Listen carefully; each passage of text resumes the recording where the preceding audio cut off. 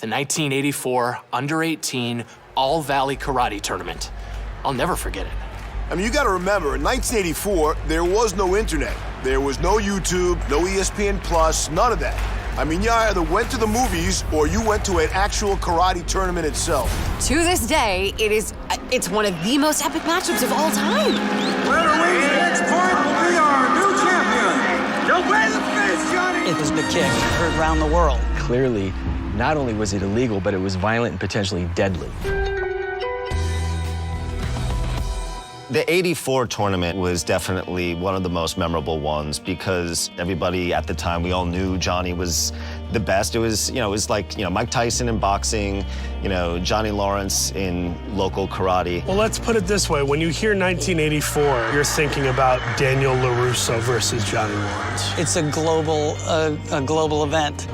The tournament was this epic battle where this kid who no one really knew who he was, unknown fighter, had no real affiliation. You have Johnny on one side with Cobra Kai. And this new kid comes in from New Jersey. This, dark horse, Daniel LaRusso, enters this tournament and just kind of took the whole thing by storm. I heard he didn't even have a belt at the time, that he stole a belt from a referee. Belt or no belt, for a second there, it looked like Daniel wasn't even going to fight in that final match. All right, ladies and gentlemen.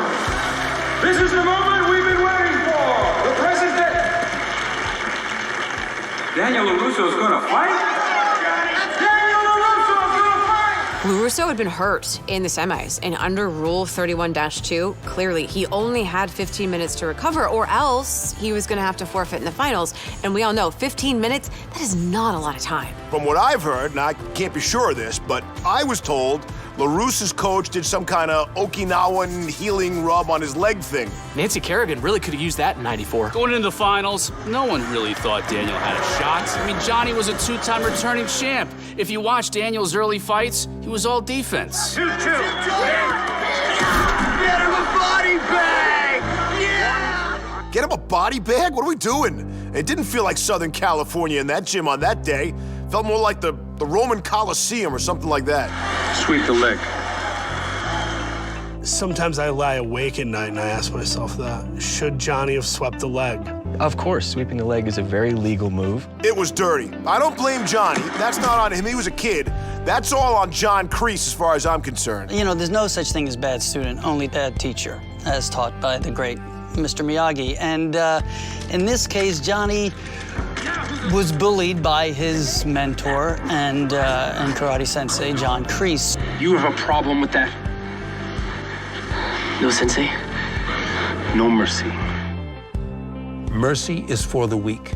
I needed to present that what karate is a discipline that will bring you confidence because you're not merciful. If you think about it, your opponent has an injured leg. You go for it. That's just good coaching. You want to talk about a dirty move? Let's talk about that kick. I remember you go into that final round and things are they were not looking good for LaRusso. Like, he's limping, he's wincing. Like, he'd gotten in a couple of good shots, but the general feeling was like the kid was done. Then, all of a sudden, out of nowhere, he lifts his arms and leg and some kind of bird. I mean, I'm not doing it justice, but you know what I mean. He's like some kind of bird or something. I've never seen anything like this before. He does this standing bicycle kick thing, landing a devastating blow to Lawrence's face. It was over in a matter of seconds, and the crowd, you should have seen it. Daniel was the best fighter that day. He was the best around. Nothing's ever gonna keep him down. Yeah, I give props to Daniel LaRusso. He fought a tough match, came back from a medical knockout. You gotta remember, this is over a decade before Kerry Strug at the '96 games. It's unclear if it's even a legitimate victory. The kick to the head, there's debates out there. Was it legal? I mean, who am I to say? We can all play Monday morning quarterback if we want to. It's real easy after the fact. But the official on the mat, he didn't call it. Well, of course the crane kick was legal. I mean, the crane kick is literally why Daniel LaRusso is the Karate Kid. No.